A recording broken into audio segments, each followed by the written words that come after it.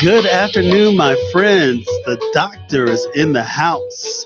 Welcome back to another episode of To Your Health with Dr. G on this happy and somewhat cold Wednesday here in the Windy City. I'm Dr. Mark as board certified internal medicine physician practicing out of Edward Hospital in Naperville and Bolingbrook, Illinois. Welcome back to another episode.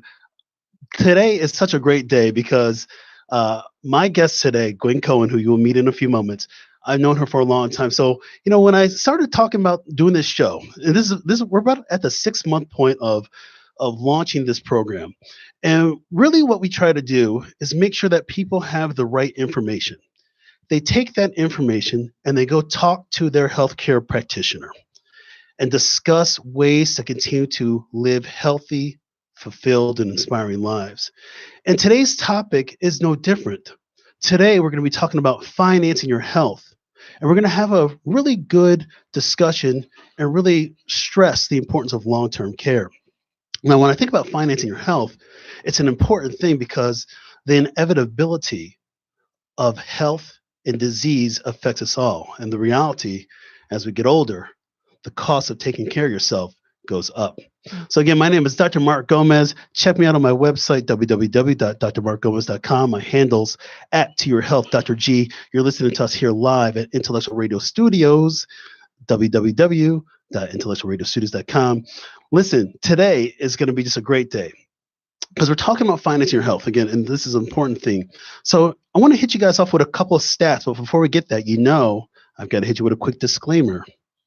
The content of To Your Health with Dr. G is for informational and entertainment purposes only, and that the content is not intended to be a substitute for professional medical advice, diagnosis, and or treatment.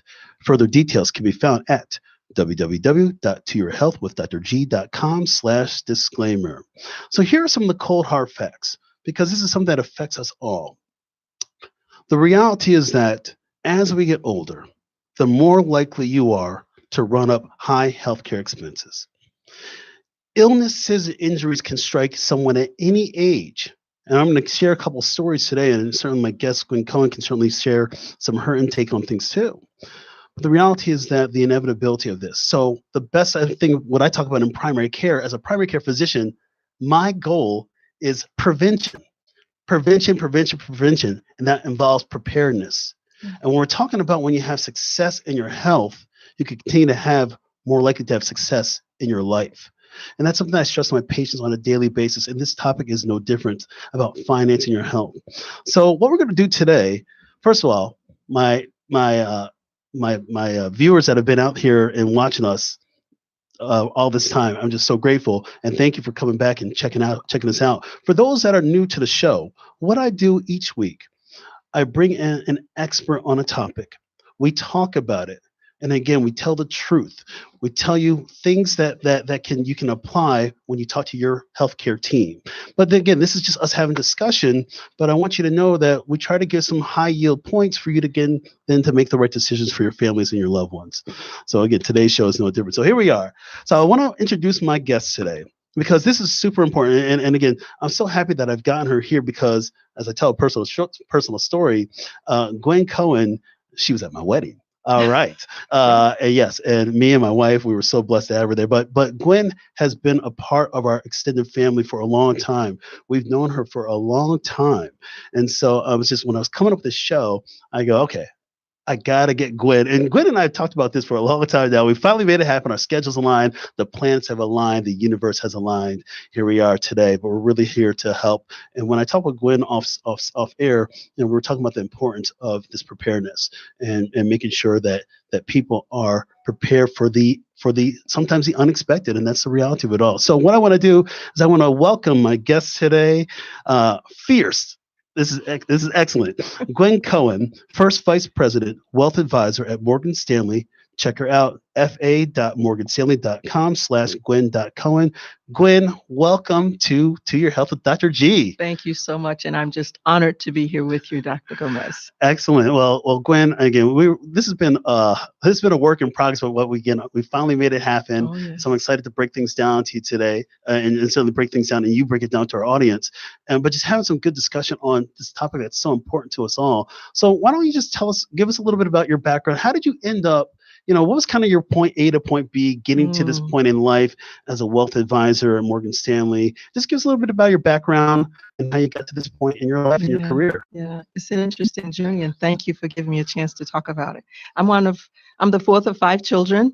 Our parents wanted so much to make sure that we were prepared for life, and that began with education. I did my undergraduate degree in business from Tuskegee University. Although my family settled here about 100 years ago, I was actually born in Alabama, not far from the Tuskegee campus. I did that degree there, and then at Northwestern, I did my MBA. And I joined Morgan Stanley just over 30 years ago, and it seemed like an accident. But as I look back, it really was not an accident.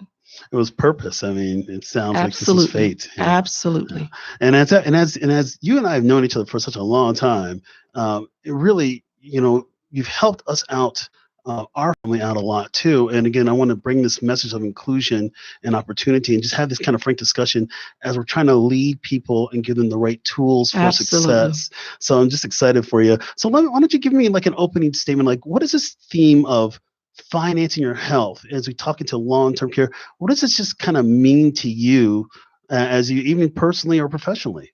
Well, I believe you said it best when you said success in your health means success in your life. Absolutely. And my father used to always say, the things that are important to you, you cherish and you take care of them. And what better thing to take care of than your health, especially if it gives you success in life? So I'm going to stay with your theme because that theme is my dad's theme, and it's been one that's helped me. So I tell that theme to my patients all the time. I go, when they It's a see it, I great go, one. I go, hey, success in your health is equal to success in your life. And I always tell people when they come into my office, the fact that they showed up is a commitment, Absolutely. because there's a lot of people that still may struggle. They may not have the right relationship with their doctor, but we still know statistically a lot of people don't go to the doctor. So we're trying to create this momentum. And so, what about the other saying I like to say, and you probably heard this as a wealth advisor: your health is your wealth.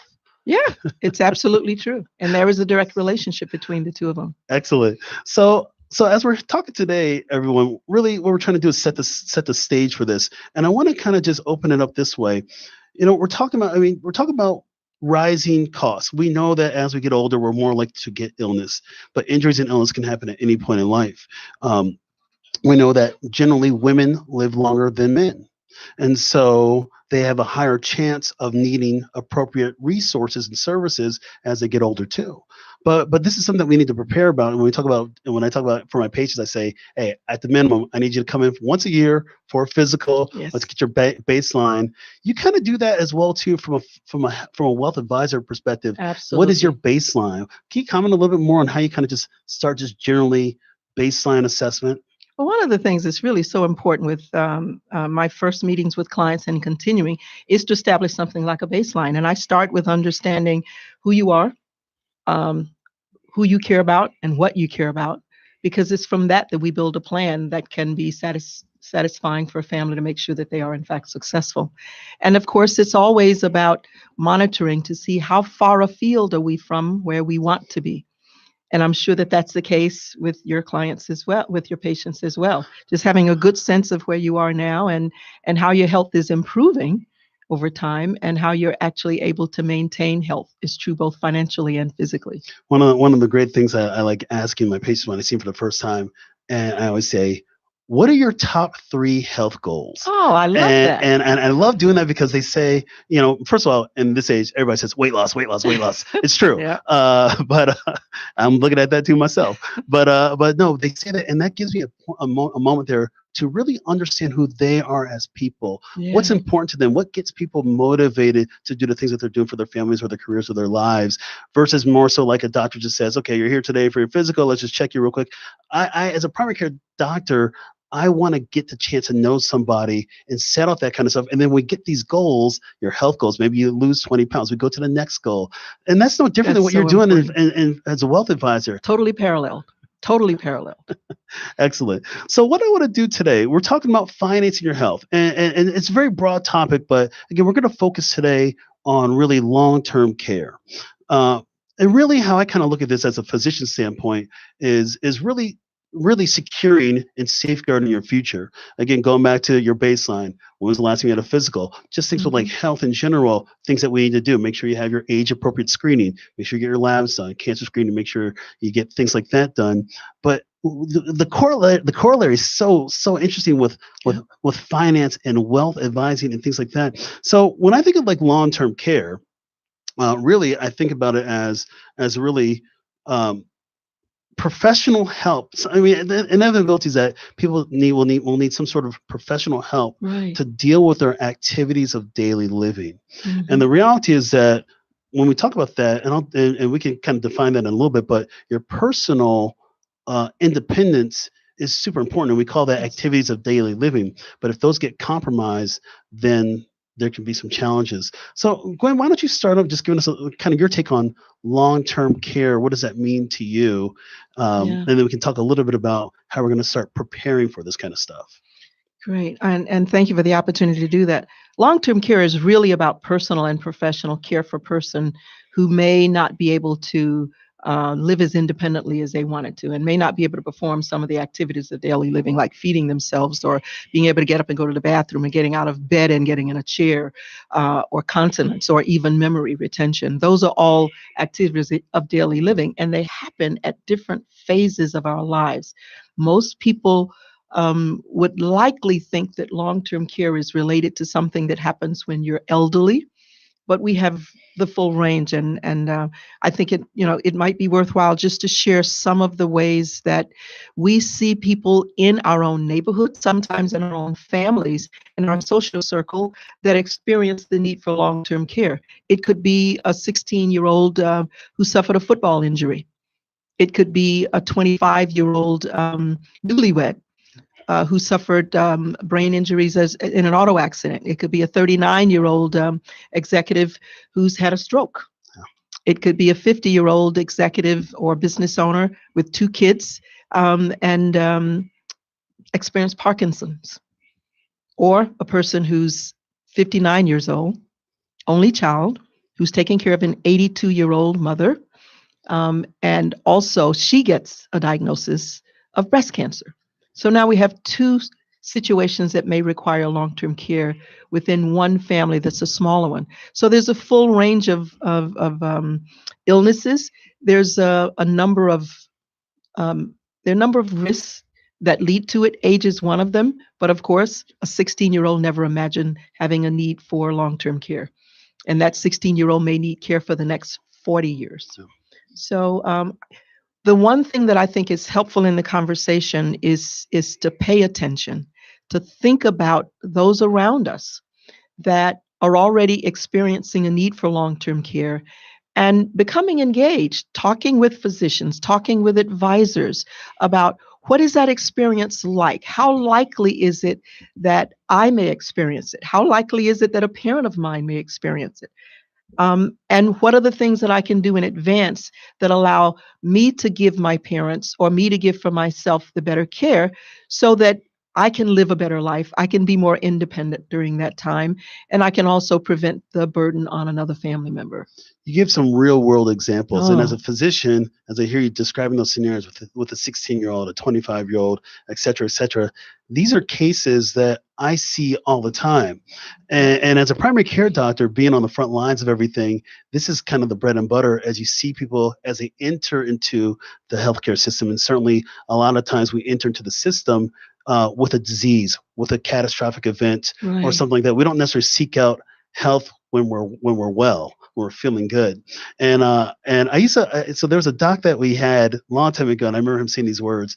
He goes, he's something, I'm kind of paraphrasing, but he would say, there are 2 kingdoms of health. There's the kingdom of the well and the kingdom of the sick. And a lot of us are in the well. Sometimes we travel and buy a ticket to this kingdom of the sick, and then we get our return ticket back to the well. But eventually, our journey is a one-way journey. And when he said those kind of words, this was at a conference that I was at years ago, and he said those words, and it just kind of sat with me. Wow. And I said, wow. First of all, I'm like, this is a medical conference, and we're talking very, very philosophically on this one, because there's so many ways I can look at that as we approach our lives. But it made me kind of reflect on myself and and not only my own personal health, but also those of the people that we're trying to take care of. Sure. And so, but this is super important. And those examples that you give strike at home. The U.S. Department of Health and Human Services actually has information about long-term care, and you can check them out at www.longtermcare.gov. And really, as you're saying, Gwen, you mentioned a couple of the things that when you lose some of your independence. And so we define it in medicine, and I want to give people some concrete examples. Activities including bathing, dressing, using the toilet, transferring to or from a bed or chair, caring for incontinence, and also eating. And typically a person that qualifies, at least from a medical standpoint, and this is where I want people to go talk to their doctors, from a medical care standpoint, they are unable to do at least two of those activities. Yep. And so if that sounds like somebody that a loved one that you're taking care of, there are some options. We want to make sure that people go talk to their doctors, because I guarantee you, your primary care doctor will know this, will know this stuff, know how to direct you to the right resources. And some of those conditions that Gwen just mentioned, things like stroke, cancer. I mean, that's such a huge thing. Injury by an accident or a fall or something related to that kind of activity. Dementia, diabetes. So these are some common conditions where things do qualify. So Gwen, let me ask you this. When we think about the burden, again, it's kind of like, where do we start? Why don't we take like some of those examples? You mentioned like a 16-year-old kid that gets an accidental injury and may have some, obviously never thought about anything. Parents probably never thought about anything. That's true. How do you start? Well, yeah, it's 1 to 2% of the population that experiences long-term care at that age, under the age of 18. But there's so many other circumstances where those numbers get a lot bigger after we get 22, 25.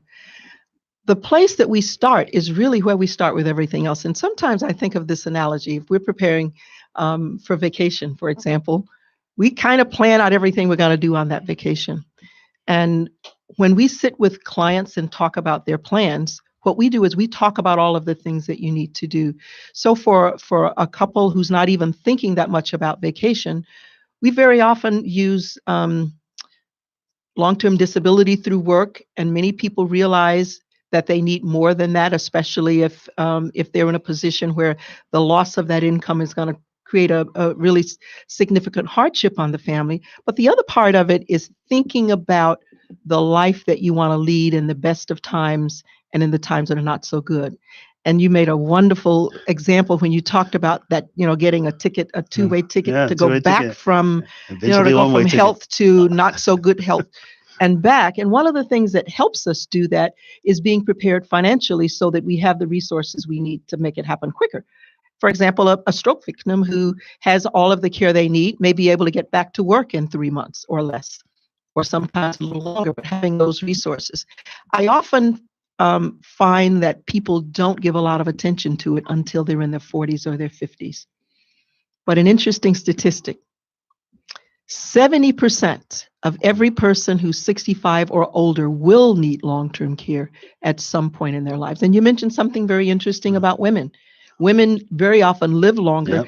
Age is a risk factor, so Absolutely. It's more likely that they will be a survivor, and they will also need long-term care at some point. But what's interesting is 2 out of 3 people never, ever plan for it. Now, we go on a vacation, and we plan to stay in a hotel. We plan to travel once we get to a destination. We would never imagine going on a vacation and saying, okay, we're here now. Let's see if we can find a hotel. It's a part of the package. Yeah, that would never happen in the Gomez family. Never. It's a part of the package. So one of the things we talk about is planning for retirement, since that's when it happens for most people, and planning for the first phase of retirement, where you have the travel, the Broadway shows, the safaris. Yeah, you're spending money. That's right. What it sounds like. And a Medicare premium, and maybe a short hospitalization. That's the first phase of retirement. The second phase of retirement may be a little bit less travel, more premiums for Medicare, more hospitalization, maybe a broken hip, or a lot of dental bills, all of those things start to come into the environment, and we want to plan for them. They're a lot less expensive to plan for them now than later on. Just as a hotel room, finding a hotel room where there's a lot going on, it's easy to have it done in advance. And the key is to make sure that we plan for that second half. And as much as possible, have a plan in place that doesn't require a family member who may not be in great shape physically or logistically to handle that anyway. It's really about doing the planning in advance. Yeah, I had a case just telling you a little bit off the air, but I had a case a few days ago where a couple came in, and the husband is suffering from some pretty pronounced dementia, to the point that he's no longer working, and the wife is basically supporting the family. And obviously, this was not on anybody's radar. And the wife is working right now, and she's in her 60s as well too. And the conversation of long-term care obviously never came up. And even though I tried to bring it up a few days ago, the question is, where do you start? And I'm thinking, as a physician, I want to make sure that that person has all the resources to do well. And I think about my patient, that particular example, the spouse who's now trying to take care of her husband. What kind of resources does she, and work at the same time? And what does she need? She needs to probably find a support group. She needs to probably have, look at her EAP program through her job that's offered. But also, where are some of the financial costs now coming? Because for her husband, he's now got to see a neurologist. He's on medicine. There's a lot of different things. And then she's still working now. You've lost some income while the husband's case of disability is still pending. So there are lots of resources available. And for anybody who reaches out to me, I'm happy to provide them with a number of them. The Alzheimer's Association in a situation like that has some wonderful resources. And they also man their hotlines through every holiday. And when I heard that, it made me think about it, because in many cases, it's the first time family members see someone that they might not have seen. 1 year can make a difference. And they say that those are Christmas, New Year's, Thanksgiving are three of the busiest holidays, when you have more and more people who are calling their hotlines saying, we don't know what to do. And a number of resources are available from that organization and so many others. Yeah. When I was, you're giving me reminders of a story. When I was a resident at Loyola and at the VA hospital during the holidays, actually, that was a lot of time. You're right, when people certainly see that, and then they have no idea what to do. So what they would do is people would drop off their loved one at the emergency room and do a social. I know it was crazy, but you do a social admission to the hospital, but it gave the family a little bit of respite for a few days. And so, you go in there and you'd say, well, we run all the tests, nothing's really wrong. And the family member, by the time you try to tell some of the family members, what's going on, they've already actually left. And that was a long time ago. We are better now as a society, we hope. But you hit the head on the nail. This is important. And the thing is, like, how do we create that urgency now? It's like, I try to create it as a primary care doctor when my patients come in once a year. Let's make sure there's no surprises. Prepared to say, get my line about health, success, and health is success in life. As you're seeing the client, how do you create that urgency for them to say? Because I'm sure you've been in that situation where they'll say, well, I'll think about it. And then time goes, and they didn't really think about it. Let's be honest, until sometimes it's too late. I'm so glad you bring it up, and I'm so glad that you're talking with your patients about it, because it's so important. One thing that I would recommend as a physician is for you to ask your patients, have they talked with their financial advisors about a situation that can help them better prepare for it? But what I do is, in the initial conversations, we talk about family. We talk about families. And one of the early questions is, if your parents are alive, do they have long-term care? And that's when we start the conversation. One of the things that we often do is we talk about, for a family, do you have wills and trust in place? And I can't believe the number of occasions in which a family has said, I have them in place, but I don't think my parents do.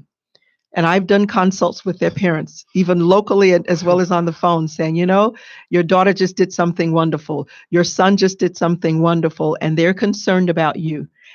I don't mind being the courageous one and engaging those conversations with family members. But when we ask those questions about whether they have experienced a need for long-term care, inevitably, probably 1 out of 3 cases, they say, we're already trying to take care of our parents. We're already doing something. Or one of the parents just moved into our home, and they're experiencing it. And it's interesting, though, that there's some cases in which a person literally is taking care of a family member, and they know that there's a need for long-term care, but they don't think about it for themselves.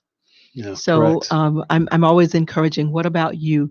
What is the example that you want to set for your children? How do you say to your children, I've engaged in this process, done the planning. You don't have to worry about doing all of this for me. This is the plan that I've done for me, and I'm going to encourage you to do it for yourself. That's really the best way to do it and the best time to do it before something actually occurs. Yeah, again, preparedness, which is so crucial for everything, not just life, and not just health. It just crosses so many themes as we're Oh, talking about. absolutely. So I want to ask you this question, Gwen. Say someone, you mentioned in addition about the stats, which is true. It's 2/3 of people have not prepared for this or not done it, and they are older individuals. Typically, when you're looking at some of those stats, um, how does somebody start, or how do they even start? But maybe you're even reaching out to a wealth advisor, financial advisor. Where do you start that if somebody doesn't have that? How does somebody even just go from there? Mm. Are you asking how do you Yeah, begin that yeah, conversation? Well, this is one of the uncomfortable conversations that I have with families, and people have always said, "Yeah, Gwen, sometimes you're able to figure out how to have uncomfortable conversations and help other people have them with me." One of the things that I work to do from the very beginning, understanding who you are. Tell me about you. I get to know my clients well. I get to know a lot about what the family's like as well. If there is a parent or a grandparent involved, I want to know about them. Where do they live? What health are they in? And one of the questions that I ask is, are you and your family financially responsible for any other adult? And that's one of the ways conversation begins. And very often it's like, well, not really, but if something happened, okay, tell me, what say does it something happened. mean Yes, if something happens? And they themselves open up the conversation. excellent. Well, if my great grandmother broke her hip and she had to come and live with my grandparents. So you have situations like that, and you have them literally paint a picture of what they're already aware of. Because once they're sensitized, you have an opportunity to open that door wider and then talk with them about what is it that you envision in your life, and what do you envision in the life of your parent or your grandparent? How do you want to help them most? And we start there. Excellent. Some employers have given the option of providing long-term care for a parent by just doing insurance, term insurance, right at work. That's one way of doing it for somebody that's already starting to get older. In a number of cases, their own parents are still able to qualify for long-term care protection, and that's helpful. And I'm not an insurance salesperson. I work with a consultant who's able to help us in a very dignified and professional way so that we're able to help them determine the best way that they can provide support and also provide other resources that are going to be helpful when they need it. Thank you. As you're saying, when we're talking about that, yes, as you live longer, you're more likely to need long-term care services. Interesting thing is that a lot of times, and it's more like a myth, obviously, where you think, hey, I've got my health insurance, Medicare or Medicaid, and it's got this. That's one of the biggest challenges out there. Even when I see my patients, they're asking me all the time, Dr. G, do you know if my insurance will cover X, Y, and Z? And I say, Yeah. there's medical stuff, and then there's stuff that's not deemed medical by insurance. And often not, when you talk about obviously these kind of services, if somebody needs assistance with toileting, bathing, that kind of things, typically those are not covered by Medicare. And so people And a lot of people assume that they assume are. that they are. They say, oh, I'll be over 65. I'll just use Medicare. Yeah. And Medicare does not cover those Wow. things. And so it really certainly puts them in a bind when they do need those resources. And it's interesting, going back to what you were saying, when somebody will come in and maybe live in, an elderly parent comes and lives in your house, Yeah. that changes the dynamic big time. Changes everything. And I think about certainly the patients that I've had that have told me countless hours and stories about fatigue, caregiver fatigue, and to the point where I had a patient one time tell me a story, and elderly parent moved in, and she was the only one out of all the siblings that really knew everything. Now the other siblings didn't really want anything to do with it, and it got to the point that they had to kind of like trick your sibling, just make it. Hey, we're gonna put dad or mom on a plane and fly them out to you, and by the way, you get them now. which is another issue in of itself. But you can Yeah. see some of the challenges that it affects on everybody. It changes the dynamic. And when we talk about long-term care, you're not guaranteed necessarily that, some people will say, well, I got this person in my life, they'll take care of me. But that's not really the case, is it? Dr. Gomez, you bring up such an important point. And it's another one of the reasons that it's so important to plan for how you want your life to be while you're in a position to do that. That planning is such an important part of it, because family members aren't always going to be equitable about that, and that's a very common situation. We've we've had some conversations about I'm how we sure you've can had those how we conversations. can make sure that that people are that family members do their fair share or contribute in some other way, and it's never really going to be fair. I think the one thing we really have to look at is this. 7 out of 10 people over the age of 65 will need long-term care. There's no guarantee that a person is going to need long-term care services, but there is a need to plan for it. And the good news is the planning for it now gives people options so that they don't have to set aside money to do it and never get anything back. So it's not the old system of throwing money in a black hole, which is another one of the myths, and you were probably going to get to Yeah, it. we'll get Oh, to yeah, I that. got to pay. Okay. Okay, We'll get to that. We'll get to that. The important thing is literally planning out your life. You think about it. When I was in high school and I'm thinking, oh, when I get out of college, I had all these great plans that I said, Oh, I'm going to do this and I'm absolutely. going to do this and I'm going to do this. I don't know if we have, generally speaking, that same excitement about planning the next phase of our lives. And this is the most important phase of it. We get to do all of the planning about where we travel to, what kinds of things we do, how many major shows we get to visit, how many relatives we get to visit, the different countries around the world. In the first half, why not plan for the things that we know will happen in the second half of our retirement? And this is a perfect opportunity to do it. Yeah, I think a lot of when I ask, I as a physician, certainly you're seeing conditions that may progress, and you're right. Yes. For the planning perspective, that's super important. But maybe sometimes people may not want to accept that something may happen, or you just say, I'm just going to live in the moment right now. And that's hey, to each their own. I mean, if that's your approach, but knowing that the reality is that as we go through life, more likely than not, you're going to need those services. That's true. So let me ask you this. What are some general funding mechanisms for long-term care? That's an excellent question. And I will tell you that the options today versus the options 10 years ago have changed tremendously. The first one is self-funding. Mention the three of them, and then I'll come back and talk about the trade-offs with each one. Self-funding, setting aside a pocket of money that is going to be available to cover long-term care. It's really important to understand how much long-term care costs in order to put the right amount in that bucket. The second one is the traditional long-term care, which involves buying a policy that is going to be available to cover long-term care expenses, whether it's a nursing home or adult daycare or something else, when it's needed. The third option is a hybrid option, which allows you to put aside money in a pool, and that money would be available to cover long-term care if there's a need for, but if it's not needed, there's a death benefit available to a family or charitable organization. Now, out of the three of them, the first choice, putting aside money, of course, many people who have done that generally put it into a non-retirement account, and the money grows. Of course, there's the issue of taxes. Yes. You got to pay taxes on it when that money comes out, and you never know when it's going to be needed.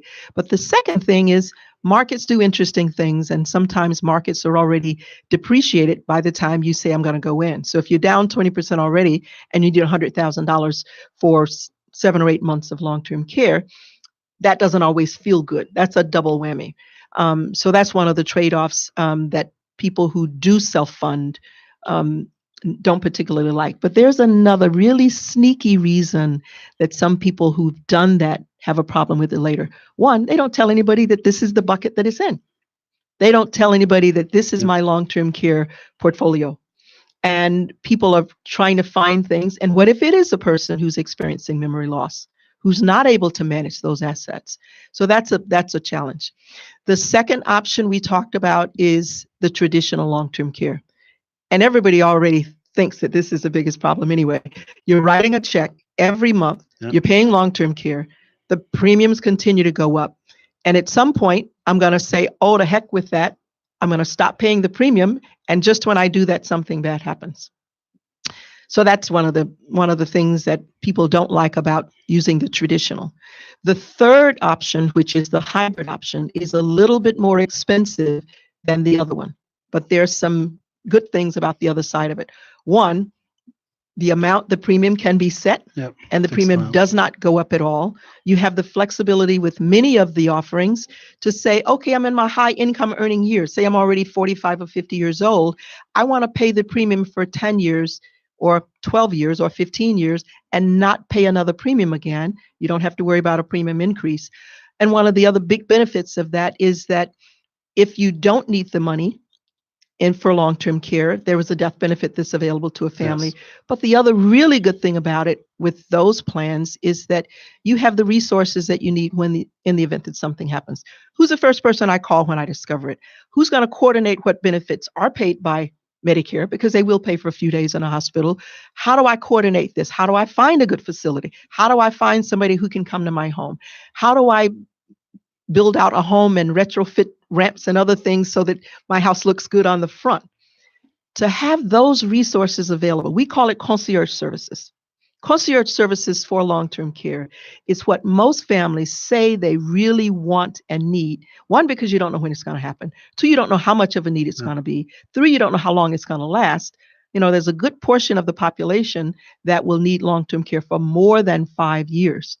And for somebody to have to make a decision on that day one, many people aren't able to do that. So to have a resource that says, okay, if it does go on this long, these are the options that are available to you. Maybe you don't want to use all of the money out of this and you want to use some money from here, or you want to use a service from here, or you may want to sell that piece of property that you haven't visited in the last 7 years, and that may help to fund it. So now you've got a resource that can help you make it happen. So yes, there are trade-offs with all three of them. Well, I think this hits the point, and you're really talking about taking advantage of things now. So again, you can't say it louder. Prepare. Absolutely. And because you just never know. And it's always say, like when I see my patients and I may order a lab test, I say, you give me some symptoms, I don't think anything's really going on, but we need to make sure, and you will sleep better. Yes. When you get that reassurance, you will know that. So as you're talking about that preparedness, it's so huge. Yeah. So it's interesting as you're talking about the ways how you can kind of fund this kind of stuff. I want to ask you a kind of a secondary follow-up question, because a lot of times, a lot of workers, a lot of corporations, employers set up retirement accounts for their employees. And so sometimes maybe somebody may not have been saving for something like long-term care, but an event happens. Are there pros and cons of tapping into your retirement account to fund some of these unexpected expenses? It's one of the questions that gets asked very often. More often than not, it's asked right at the time, but you need to make a decision. So it's good to talk about this. Retirement funds are set up for retirement. Generally, when people are no longer working for themselves, the retirement money is there to work for you. One disadvantages of using retirement money to fund, for example, were you speaking of, for instance, long-term care or other healthcare issues? Yes. One of the trade-offs in doing that is that by using retirement for something that's occurring before retirement, one, the IRS doesn't like it, because in many cases, nobody else is funding your retirement. So they hit you with taxes, and in many cases, a penalty on that. So if you're under the age of 55 in some cases, 59 in others, you may be required to pay taxes and a penalty on it. So the real net of the money that you get out of it is a lot less than what you might have expected. There are a couple of other options. One of them is borrowing against that money in a 401k plan. And you're really borrowing against your own account. And that has worked for some people. The unknown in that is, will he or she leave the company, or the company leave him or her before that money is paid back? And then the IRS is, of course, waiting. They're always waiting. Taxes and penalties. So I think it's just another example of how it's helpful to plan. And when we think about it, we literally decide what's important to us by what we plan. I got you.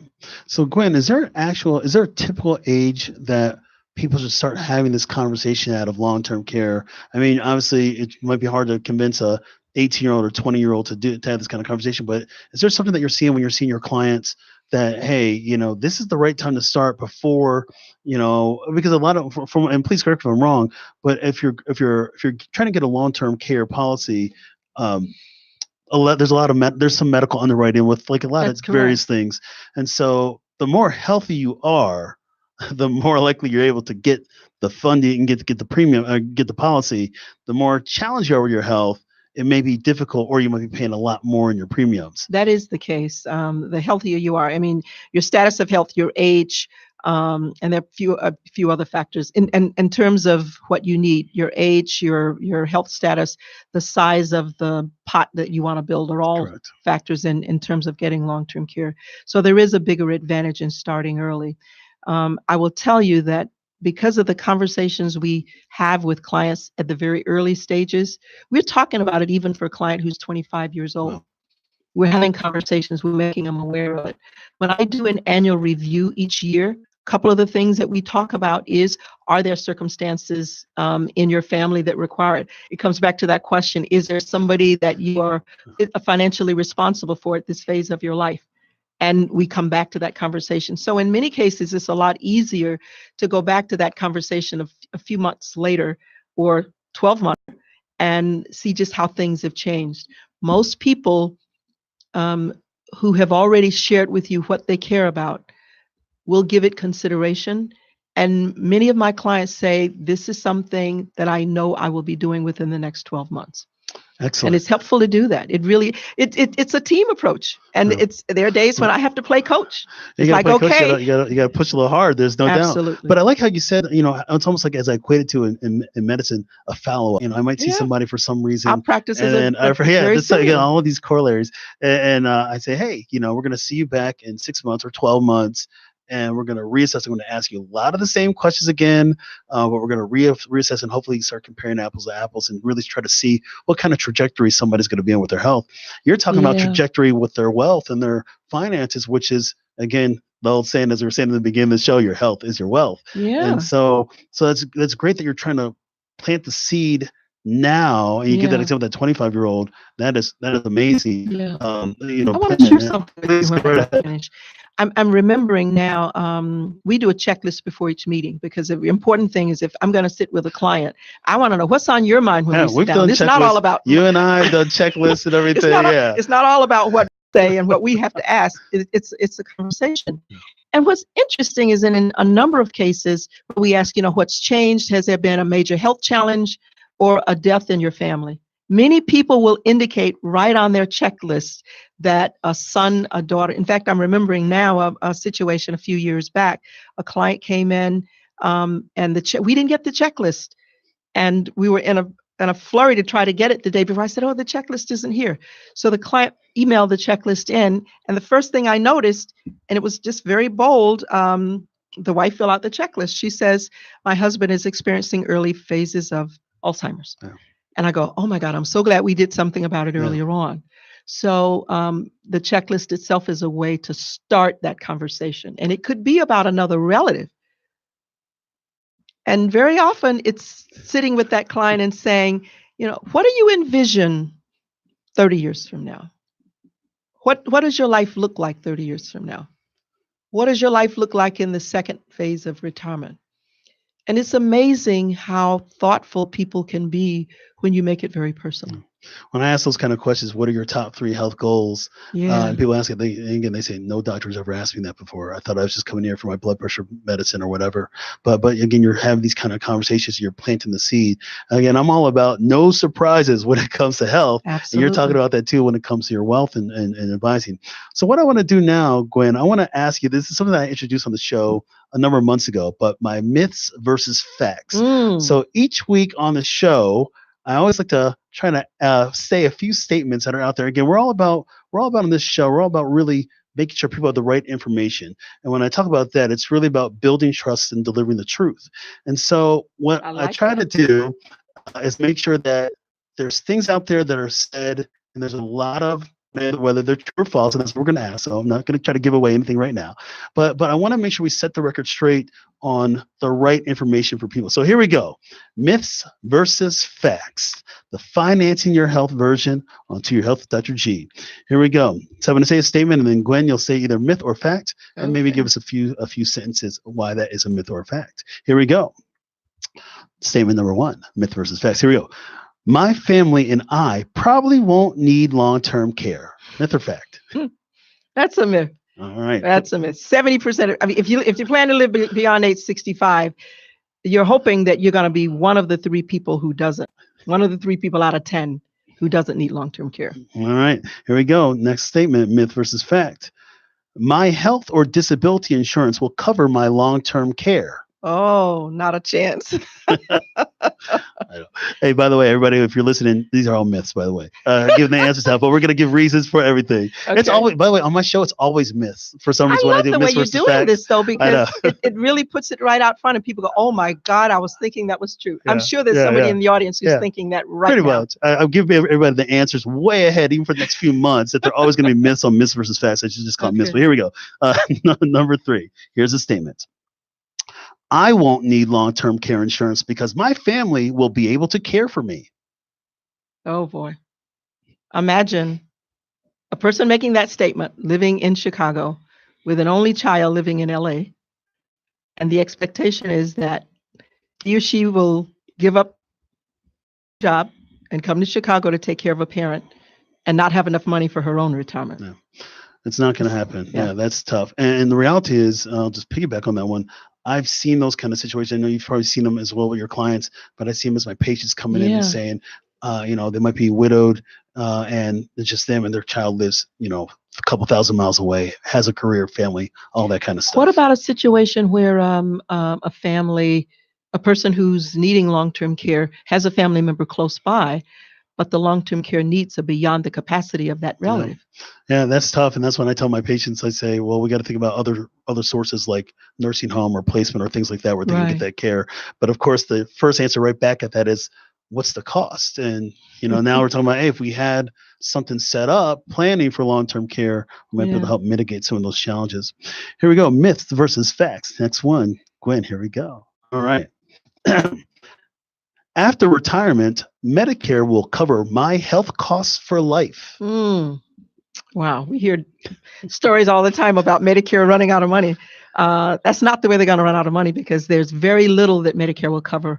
And many families find that out the hard way. Okay. We'll do a couple more of these. I like this. Here we go. Myth versus fact. Long-term care is only for the elderly. Well, you know what? I think we talked about a 16-year-old, a 25-year-old, a 32-year-old. We don't dispel that myth. But again, as we were saying earlier, both Gwen and I saying, yes, the longer you live, the more likely you're going to need those kind of services. But it can happen to anybody. It does not discriminate on age. All right, a couple more of these. Here we go. I like this one. Here we go.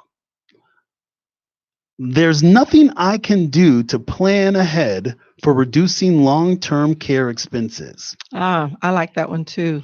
That very often is a myth, because even a person who is in good health, who has not yet done planning, there are opportunities to do things. And there are lots of ways that we don't have time in this show to talk about that a person can do the planning. We've talked about it already. Excellent. I think it's very helpful to do that planning. And we'll do the last one here. Here's the statement. My family, and we probably already did it, but I'll say the statement. My family cannot afford long-term care insurance. I believe, just in talking about some of the experiences that you've had and some of that I've had, the question is, can some families afford not to have long-term care insurance? Because many people face much greater cost, emotional and financial cost, by not planning. And we didn't even talk about some of the different kind of costs that are out there for some of these services, whether it's something retrofit your home or going to a facility and have your care assisted living, nursing care, adult daycare, things like that. But yes, this is the importance of preparing ahead of time so we don't get into these challenges about affordability, but hoping that we have a nice nice pot of something to help Yeah. do things from there. All right. So what I want to do at this point, we're about to wrap things up because we only got about 5 minutes left. But this has been just amazing conversation on this broad topic. But we're trying to get focused in. And again, when we kind of do this myths versus facts, I want people just to have these are statements that are out there. People are probably asking these kind of questions, and these are relatable questions. And even the scenarios that we've been painting about different medical, different health scenarios, or what Gwen's talking about. We're trying to make sure that this information is well, certainly this information is accurate, but making sure that people understand that, hey, I hear what you're going through. That might describe me. You're describing me. You're describing my neighbor. You're describing my family. And so it allows us to now have even a better conversation about these things. So what I want to do with 5 minutes left, I want to basically kind of bring this thing home. And so what I want to ask Gwen is, give us a couple take-home points that are out there for people that are listening to the show, people that want to do something. They've got some information now listening to us.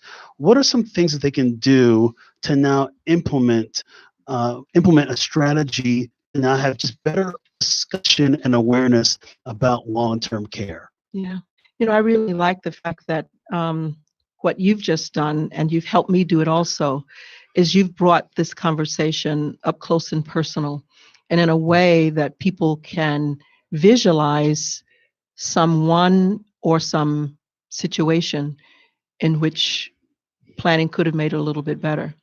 I always feel that we have to vote for what we want and advocate for the things we want. We've just finished the midterms, but I wanted to just mention a couple of points here that might be helpful in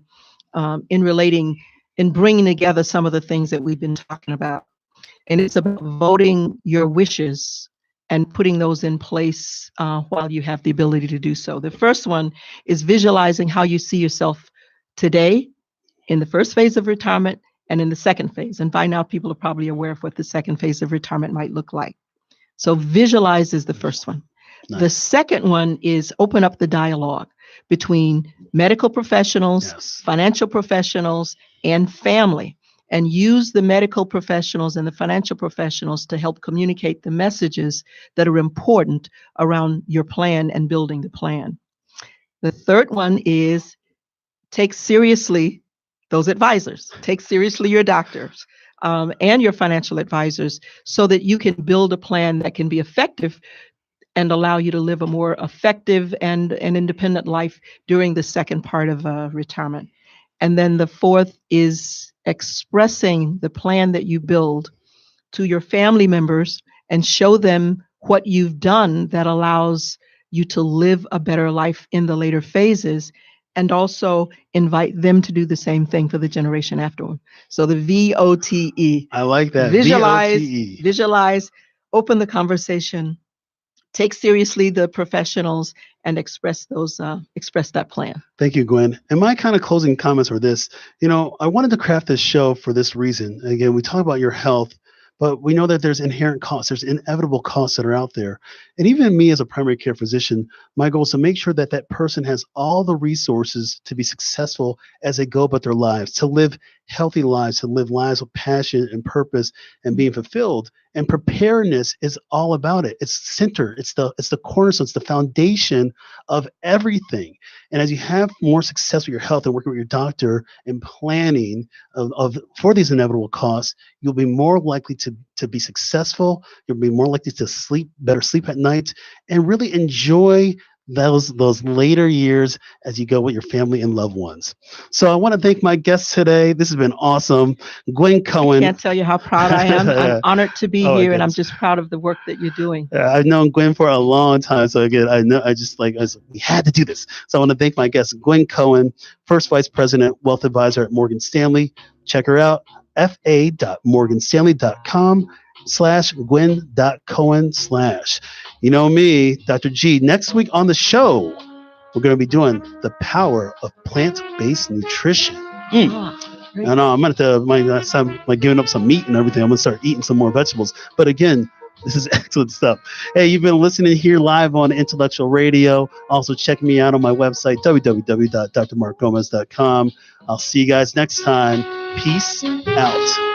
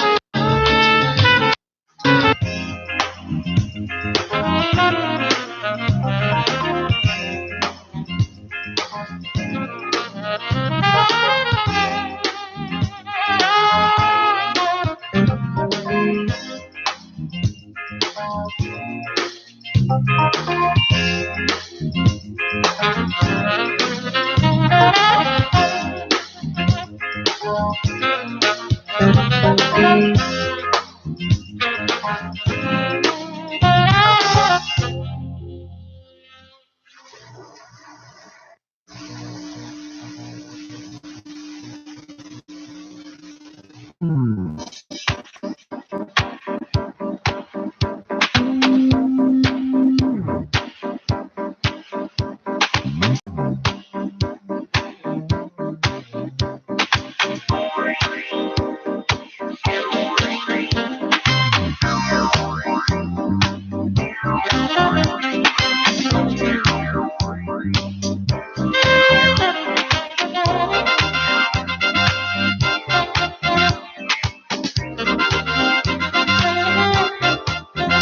yes, it's ladies' night, and the feeling's right. Oh yes, it's ladies' night. Oh what a night. Oh yes, it's ladies' night, and the feeling's right. Oh yes, it's ladies' night. Oh what a night.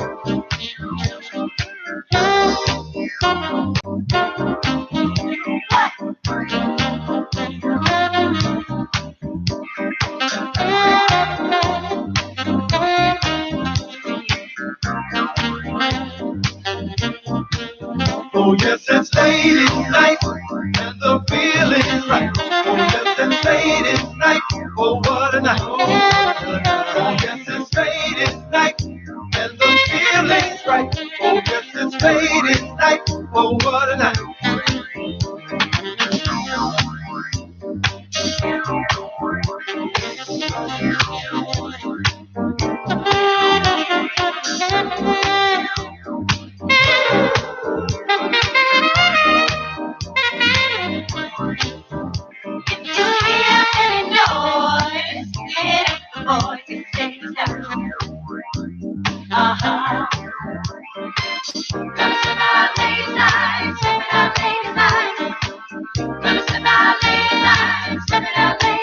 Oh yes, it's ladies' night, and the feeling's right. Oh yes, it's ladies' night. Oh what a night. Oh yes, it's ladies' night, and the feeling's right. Oh yes, it's ladies' night. Oh what a night.